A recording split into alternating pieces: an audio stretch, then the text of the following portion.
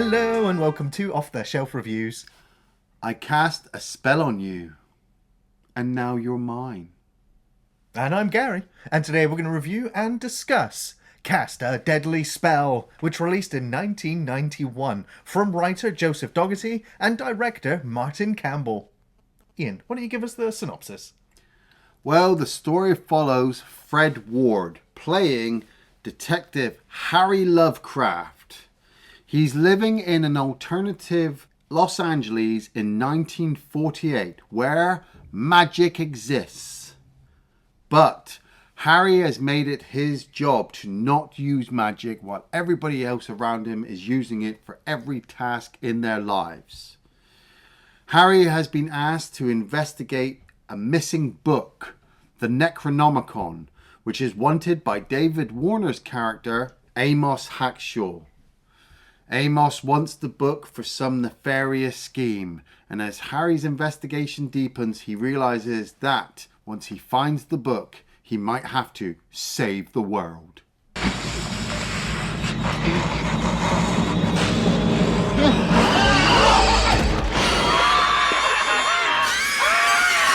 So this is a TV movie. Oh, was shot in about 37 days for HBO. Wow. Yeah. With a script that was originally titled Lovecraft, that kind of sat around for a decade before any studio finally pulled the plug on this one and actually made it. Yeah. And apparently the writer for this has also said that he does have a third film. There was a sequel released in 1994 with Dennis Hopper playing H.P. Lovecraft and some retcons to some returning characters. Yeah. But yeah, there was also a third one that's also now just been sitting around for decades waiting to be made. But this was a film that I was introduced to 20 odd years ago, really? Whilst studying film noir and film language. Okay, and yeah. Studying the classic black and white film noirs and then slipping in a few neo-noirs Yep, like yep. Night of McCool's and Yep. then Cast a Deadly Spell. But I'd never, at that point in time, I didn't even know who H.P. Lovecraft was. I didn't even know about the Cthulhu mythos. And so now, all this time coming back around to this film, I'm like, why? Why? I love Fred Ward, man. I've been talking about Remo, man, forever. Yeah, man. You know? And I just can't believe I never got to this one. And this is like a cake, you know, with lots of different ingredients for a Lovecraft fan. Although if you are a purist Lovecraft fan, I will say this film might just give you a seizure. Well, I would also say if you're a purist Lovecraft fan and you're not having fun with this film, get out.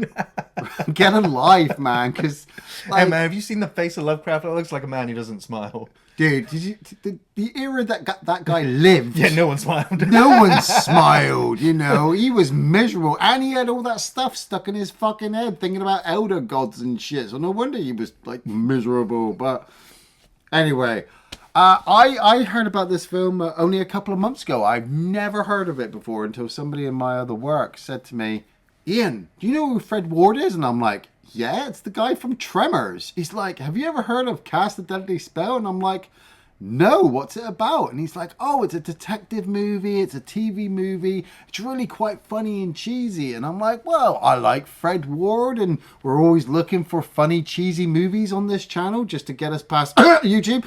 But I'd never heard of it. And obviously I'm still sticking to my thing of not wiki. And so I was really good, and I'm very proud. So tempted. I know, man. We're all very proud. I'm doing very, very good this year. It might not last for 2026. My eyes are finally going to roll out of their sockets. So I came to Gary, and I was like, dude, there's a movie, Cast a Deadly Spell, it stars Fred Ward. You know, we like Fred Ward. And he's like, yeah, okay, we'll get to it. And so we put it on the list. And then just, like what Gary said, I was whacking myself in the head with this movie when I realized that they called him Harry Philip Lovecraft. That's Fred Ward's character. H.P. Lovecraft. And I was like, oh, right. And then you look at the lineup. You've got Fred Ward. You've got David Warner. You've got Clancy Brown. The fucking Kurgan. You know, you've got Julianne Moore. I'm like, wow, okay, right. I'm ready for this. And yeah, it was great. The film lets us know right off the start that's it, 1948. 1948 Los LA, Angeles, yeah. Everyone uses magic. Go. Go! Yeah! Yeah, we get like some ritualistic spell being cast on the roof. We're overlooking this, wonderful backdrop. I was like, okay, I can see this film ain't got much of a budget. Nope. Hey man, they're going for it. Yeah, they're going. And we get introduced to Fred Ward, who's playing Detective Lovecraft, and he's just like, he's not having any of it. No. We're literally catching up with him as one case is being closed. Yes. And everyone's just giving him grief, and then off he goes, walking down the alleyway. Same sour outlook, same stubborn streak, and you still wear that dog puke tie! That's it. Like, everybody's like kind of moaning at him and whinging at him that he doesn't use magic, and he seems to be the only person in the entire city who's not. We don't know about if the rest of the world is using magic or things like that. It's all just condensed here. But Fred Ward looks so smooth in that kind of suit with the hat. He's smoking in every fucking sequence you see him in. He's either smoking or he's pulling one out and he's lighting it up. He's always lighting a match. Yeah. And we also see the use of magic where one of the officers is just like produces flame in his hand. Yeah. And you get your typical kind of noir narration from him talking about how, this is his life now. He's trying to make ends meet. He still owes rent. And, he's just waiting for that big case to drop in his lap. And it all starts with a woman. And it always starts with a woman. It started that night, and it started with a woman. It always starts with a woman. But now we cut over to Clancy Brown. Yes. Who is dealing with his subordinates. Yeah. And he's got one customer he's not too happy with. And so we do also get a little bit of world building. We get to see that there's like zombies in this world. Yes. That are being used as bodyguards and henchmen. Bodyguards, henchmen, and builders. There's like a whole building site where they're just using zombies to build houses. And it's so funny watching them trying to put up that thing and then they just walk away and it falls back down. And I swear that actor just got... He just missed it. Yeah. He flinches a little bit. Yeah. Yeah, because in the background you got them falling into the cement. There's one zombie just hammering. Just like... I say it's like the magic, it stops after a while and then they just fall over and die. But like you said, you've got Clancy Brown playing Harry Borden, this club owner, and he's got his girlfriend Julianne Moore who plays Connie Stone, and he's got his small little guy Tugwell, I think his name is, and this other guy Mickey comes in and he's got this book and he's going to sell it to Borden, but Borden gets tricked. Yeah, all the pages are blank. Yes, and so he immediately calls Tugwell to go off and get the guy, even though Tugwell was going there to get the guy to kill him anyway. And I was really surprised in this section because it turns out this Mickey character is trying to sell the book for himself through his gay transvestite girlfriend. Yeah. Played by Lee Tergesen. Yeah. Great actor from Oz. We last saw him getting his innards tore up by a chainsaw in Texas Chainsaw Massacre at the beginning. Oh, did we? Yeah, oh, wow. yeah. Because he's also in Point Break. Yeah. And he's also He's in a Wayne's great World actor. 1 and 2. And I Yeah. was like, he's a great He's a great actor. But Mickey wants Lily, the transvestite character, to hide the book. And so while he goes into the toilet, he's confronted by Tugwell, who uses a magic fireball to blow him out of the cubicle. And then when it was revealed that actually the money that Mickey was paid was just paper, he uses the paper to kill Mickey with like 1,000 paper cuts. Man, death by paper cut. That's got to be the most brutal, agonizing death I think I've seen in film in quite a while. And I was well surprised because, like Gary said, it's low budget, and I really was not expecting any gore. Mm-hmm. And then this section went, "Fuck you, Ian." I'm like, oh my god, it's so low budget and so gory. This is so fun. I'm in. Yeah. We would just see because it's just such a mess of paper flying around and the screams in the background. Yes. As Tugwell's washing the blood off his face in the mirror. Yeah. He says boo to the mirror and it breaks. It does. But we see the corpse of the guy just fall over, and that's when you see all the cuts. You're like, that's horrible. Yes. That was great. Yeah.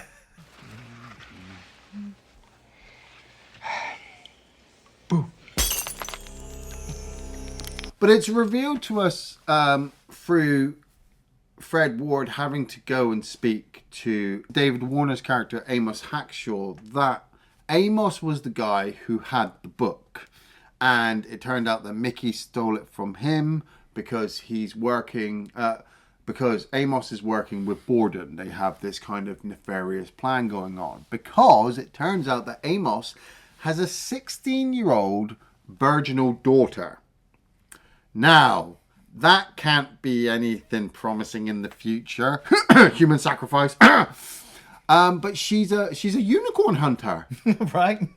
Only virgins can hunt unicorns. And so we see Fred Ward driving along, and you see her coming out, chasing this unicorn, and she's wanting to kill it. And Olivia, that's her name, is a bit of a flirt. Oh, yeah. When she meets up with Harry, she's like, all ready to drop her kicks and go. Well, that's because she's literally been incarcerated in her own house by her dad, who is saving her purity. Yes. Potentially for a ritualistic sacrifice at the end of the film. Yeah, we don't know that yet. We don't know that yet, but you can see, Yeah, I mean, it's David Warner. Like, if he's not evil, he's gonna be evil. And if he's not that, he's working for someone who's evil. He's evil, yeah. But he's phenomenal, and that just kind of eased me in. Like I was fully behind Fred Ward, because Fred Ward can make me believe that there are giant worms underneath a desert. Oh, hell yeah. So I can fucking believe that he lives in a world full of magic. But when David Warner comes along, and David Warner can make me believe that he's a Klingon, I'm like, oh, totally, this is a great investigation. You're not finding the perfect balance of low budget H.P. Lovecraft story and noir kind of detective, but it's working. Yeah. You know? But I also just love the rain, or the blood red sky above, the blood rain, the gargoyle, the shot of him driving and hearing the winged serpent flying behind him. Yes. All this stuff, and he goes to follow a lead to this other guy's house. Only this guy who's complaining about his car reveals that his car is actually filled with gremlins. There's 4 of them that we see there, and he starts hosing them down. I love that way. He's like, the only thing we brought back from World War II were the goddamn gremlins. And he opens up the engine, and there's gremlins. And I'm like... He tries to blast it with a double-barrel shotgun, doesn't he? Well, it's because they go into the house, and he talks about something else, and then, there's one humping his leg. And then he shakes his ass at him and says, ha, you can't shoot me.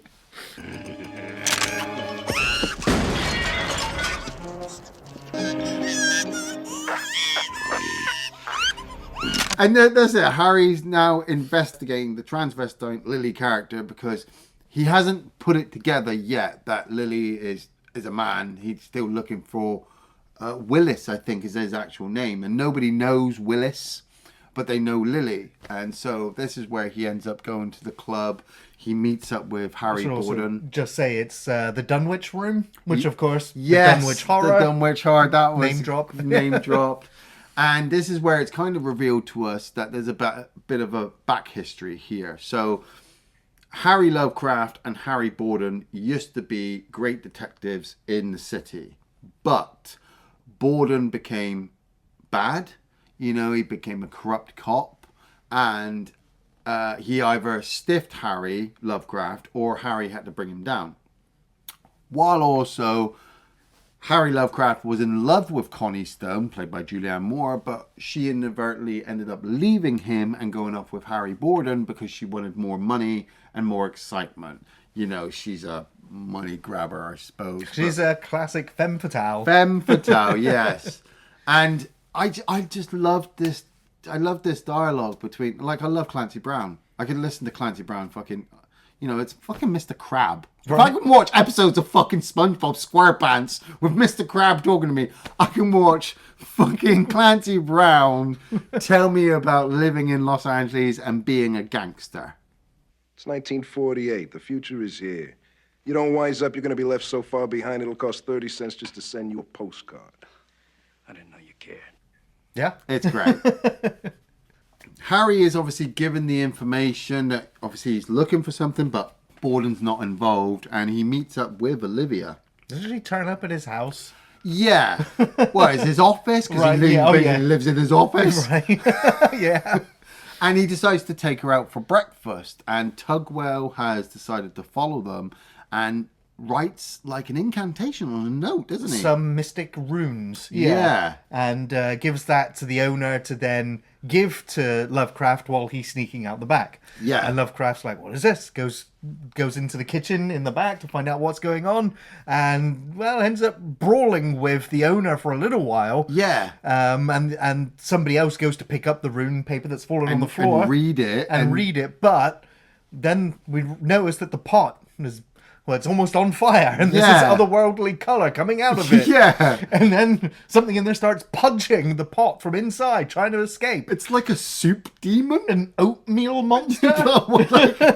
And it rears up out of it, and then eventually flies towards the owner of the restaurant, and, well, we sort of devours him off screen. Off screen, yeah. But after Lovecraft gets the other guy to open the freezer door, and they smacks it in there with a frying pan, the owner does get up for one last, gory scream, and then collapse again. Face is all messed up, and you're like, whoa, what's going on? And so you're in on it. You're just like, right, okay, whoever these people are, they don't want Harry to investigate what's going on or to find the book. But Amos himself, David Warner's character, wants that because he needs the book for some kind of thing at midnight in a couple of days. And even Miss Kropotkin, the landlady working with Harry, or, renting him the room, she senses something going on. She knows there's something in the air. So she's planning on getting the fuck out of town. She doesn't even want Harry doing what he does because she knows about the Necronomicon and what kind of power it has and stuff. So she's actually going out her way to try to protect him. But he doesn't use charms. He doesn't use medallions. And she's like, no, you've got to use this one. She slips a bracelet on him. Yeah. And he's like, look, I told you, no voodoo, mysticism, magic, trinkets, protection wards, none of that. And she's like, look, you're messing with the Necronomicon. You need that on or you're finished. Yeah. So he begrudgingly accepts while still fiddling with it. But yeah. And Harry even gets picked up by the...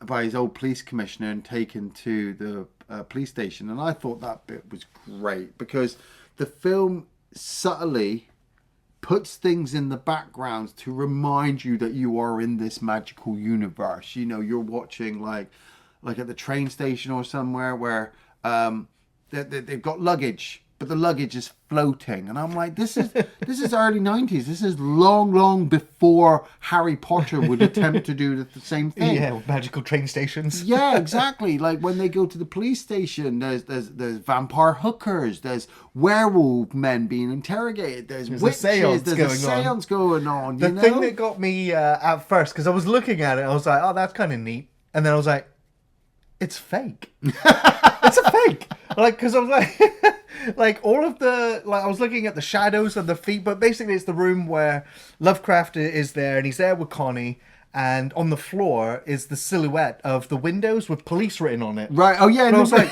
but that's not a real shadow. That's so they're going for the whole Venetian blind noir look and feel of the film. But I was like, but they just faked it, and I was like, did they leave it looking intentionally fake? I think so. I think it was for fun. And then, following that is the pan through the police station where we see all of these oddities of the world. Yeah.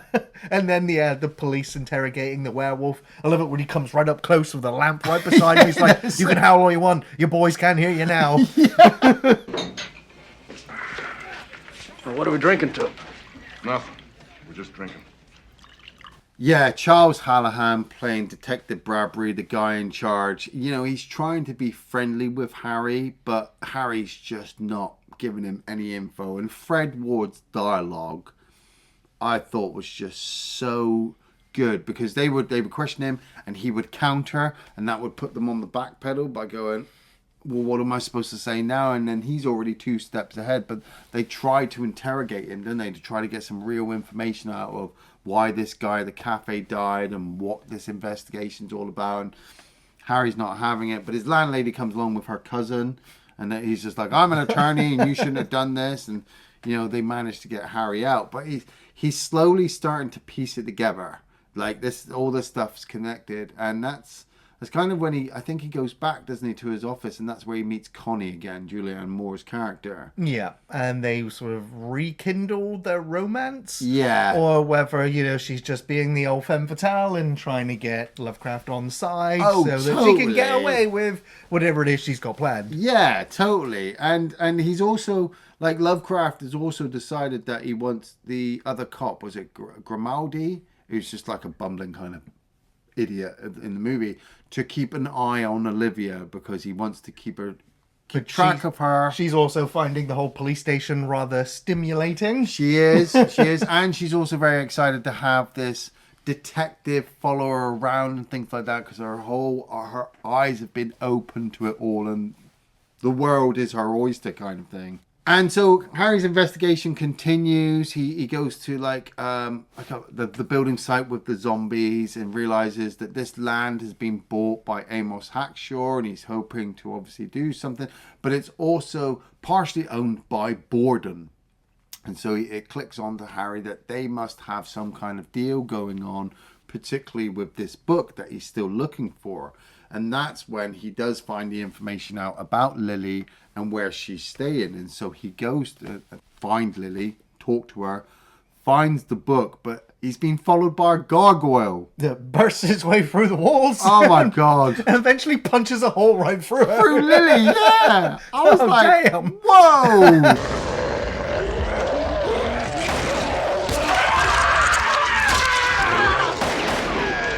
And it's like the way that like Harry even pulls out a gun and he tries to shoot it and the thing's made of rock, and so it just kind of looks at him like, yeah, what are you gonna do? What do you do? So he kicks it in. He kicks it in the balls. He kicks it in the balls, Gary. And it keels over. I was like, man, this thing's bulletproof. What's he wearing on his feet? I was like, oh my God, he just kicked The gargoyle doesn't even have any genitals. I know. I don't mind. Every time I'm confronted by a monster now, I don't care what the fuck it is, I am kicking it in the balls. Phil?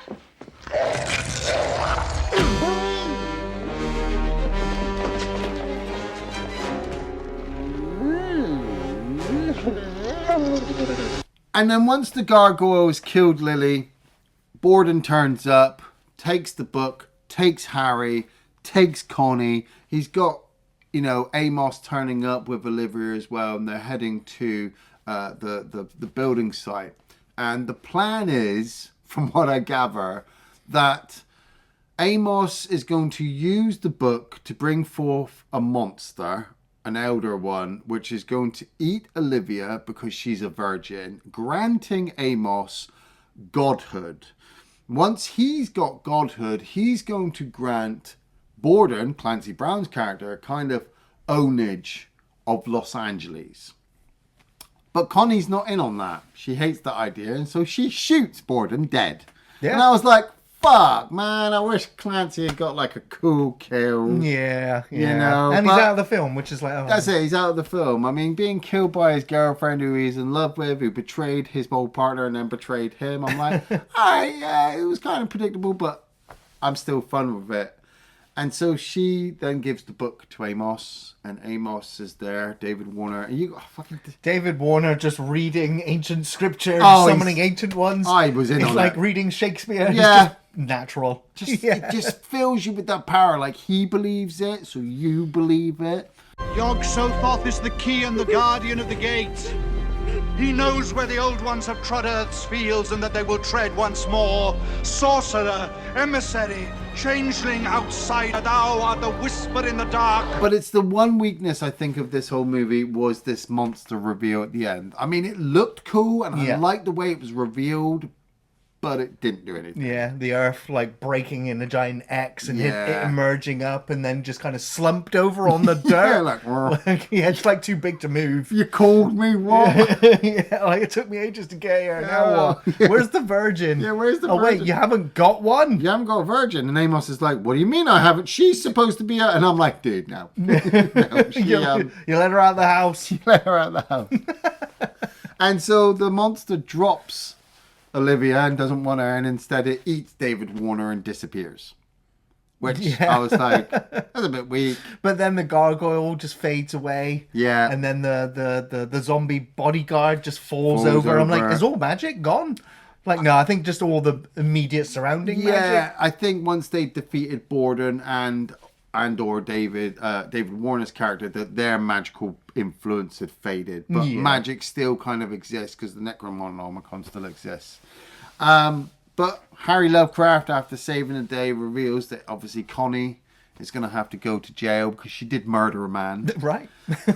And then he turns to Grimaldi and he's like, whoa, dude, you're the hero. You're the great guy. I knew this was going to happen. You slept with a 16-year-old girl. And you're married. We're going to tell the world that you saved it. And he's like, actually, can we not? Like, I don't want the wife to know. That's it. And Olivia's like, what do you mean you're married? And Fred Ward just walks off, leaving the Margaret. I'm like, that's even brilliant because, like, they needed to stop the virginal sacrifice, but you couldn't ruin Fred Ward's character, so you had a completely different person. Yeah, do it.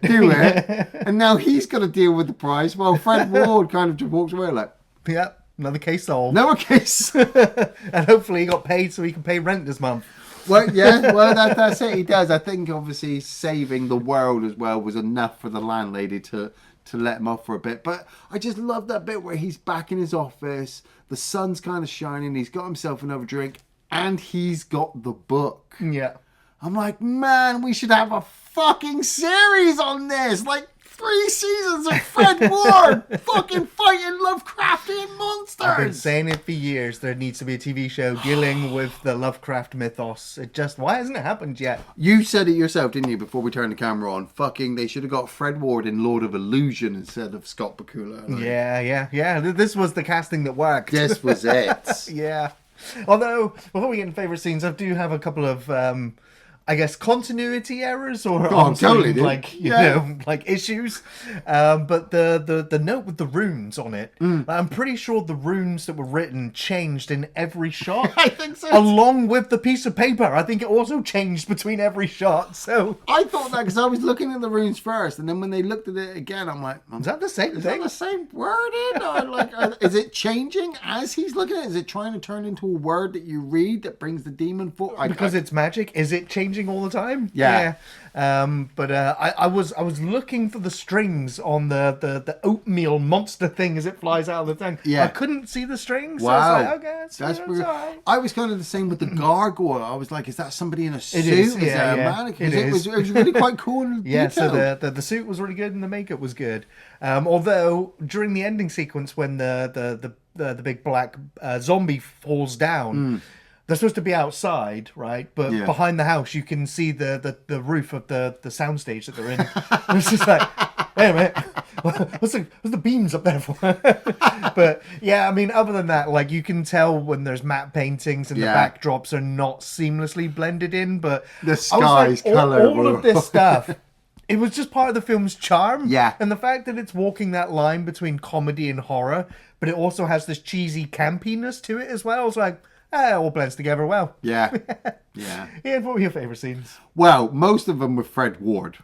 Like, that motherfucker was delivering dialogue, like, was so snappy and so witty. I was like, whoever wrote his dialogue should have fucking got an award for it. I'm, you know me, I'm a bit partial to Julianne Moore, so I really liked her singing section. I'm pretty sure it wasn't her. I'm pretty sure it was lived over. But if it was, wow, like, great. Same with Clancy Brown. Like, it's fucking Sergeant Sim. Yeah. Like when he had the back and forth with Harry in the club, like I partially forgot that we were in a magical 1948 world. You know, it wasn't until I saw like magic or the zombie again, I went, oh yeah, it's a magic world, not just any detective noir. Why'd you walk into my life? Why did you walk out of mine? When Fred Ward and Julianne Moore had their little thing in the office, you know, like Gary said, it's your traditional femme fatale, investigative noir kind of thing where it's his love, the one girl that he loved, but she's going to end up betraying him, or she has betrayed him and he's heartbroken, but he can't help to defend her. It's just, it was really great. The punch kill on Lily, the fucking paper cut kill, the guy get his face ripped off in the kitchen. It was just gore I did not expect. Right. And so when it happened, I'm like, oh, cool. Fucking yeah. Let's keep this going. I love that dance card joke. It's where the landlady gave him a card at the beginning. She said, "Oh, I'm doing dance classes. Maybe show that, get me some more I advertising." love the fact that she fanned her hand out and they were all stuck They to were her all fingers. there, yeah. But then in the next shot, you see her like, Yeah. lifting them from her hand. And so for then the next like 10 minutes or so, while Fred Ward is going and meeting people, he keeps giving them a card to say that he's a detective. And it's the dance classes and they keep making jokes or comments back. And so he has to keep swapping the cards out. I just thought it was like partial Naked Gun. Yeah. Like it was running that edge of saying like we're almost parodying this stuff, but at the same time we're trying to be serious with it too. There was this great shot of David Warner right at the end with the sacrifice where he's like, I think he was just looking up at the sky and there was an eclipse coming in, and I just thought, yes, this is the guy, you know, he's the villain and he's selling it that he's trying to bring forth this big monster. Unfortunately, when the monster comes forth, it doesn't have the same impact. And then he gets eaten. Yeah. So I was like, oh, that's a shame. But it was just David Warner. Like I said, he can make me believe stuff just by talking me through the scene. I love the joke at the end where it turned out that Grimaldi had slept with Olivia, because I just didn't I suppose I did expect the Virgin to lose her virginity before the sacrifice, but I didn't expect them to just make a big joke out of it. Right. Like, she's 16 and you're married. Ooh. Yeah. And like I said, I'll just reiterate, Fred Ward, fucking awesome. Yeah, absolutely. There's so many great witty moments in the film. The script for this was fantastic. But yeah, I love the paper cut death sequence. That was brilliant. And him booing the mirror and it shattering. That was great. The gremlins in the car, the gremlins in his house. Yeah. Like, I was like, these things are horrible to look at. But like, it's great. Great sequence. Going back to the script, there's this, like, just some of the comebacks. It's like, I think it's when Olivia's turned up at his office and she's like, "I'm very serious, Mr. Lovecraft." And he's like, "Then why do you wear that hat?" It's just like, oh. I wanted to apologize for slapping you yesterday. I apologize for slapping or not putting on your brass knuckles first. I'm serious. Then why are you wearing that hat? It's just great because he's just instant with it. Instant, So, I mean, yeah. obviously it's scripted, but his dry delivery of it, it's, Yeah. like, it's just fire. It's great.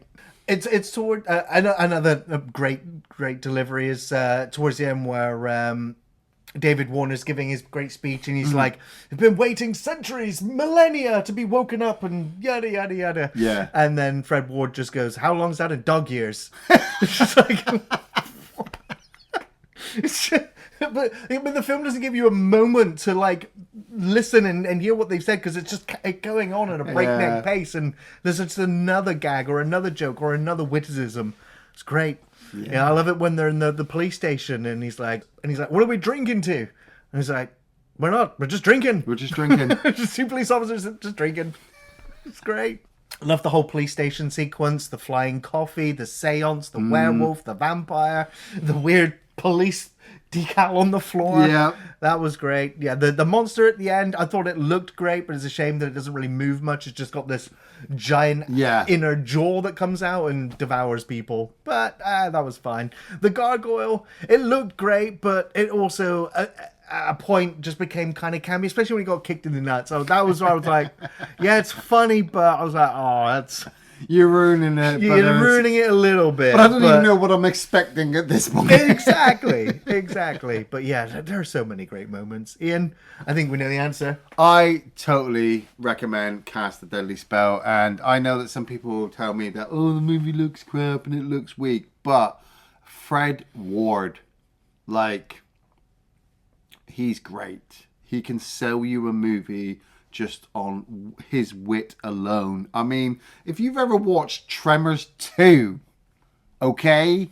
This is up there with Tremors and Tremors 2, and I don't think I can give it any more of a big shout out. David Warner is great. Clancy Brown is great. Julianne Moore is great. And Fred Ward fucking owns this entire movie. It is low budget. It's an hour and a half. It is fun. I'm so glad I've watched this and I get to at least remember this awesome movie every now and again when somebody goes, this is great. And I'm like, no, this is great. Yeah, I'm also going to be recommending Cast a Deadly Spell, especially if you love good old-fashioned B-movies, Lovecraftian horror, and silly practical effects. It's a great film noir detective comedy horror with tentacles, guns, gremlins, femme fatales, and a quality cast and memorable performances. Fred Ward is fantastic in the lead role. He's gritty, wise, and charismatic, and he anchors the film with his hard-boiled, quick-witted detective persona. Backed up with a wonderful Julianne Moore, Clancy Brown, and David Warner, the cast is a real treat, and they all deliver here. The effects look cheesy and corny and cheap, but charming, and it also makes the film fun, balancing that comedy with the potentially world-ending threat. The script was also great. Wonderful nods to the works of H.P. Lovecraft and the Mythos with some great quips and wordplay. The romance subplot can test your patience in terms of pacing, but you never have to wait too long before something wicked and strange takes the story forward. So yeah, more than worth a watch for genre fans. This is a cult classic. It's so very uniquely captivating. Thanks for watching Off the Shelf Reviews.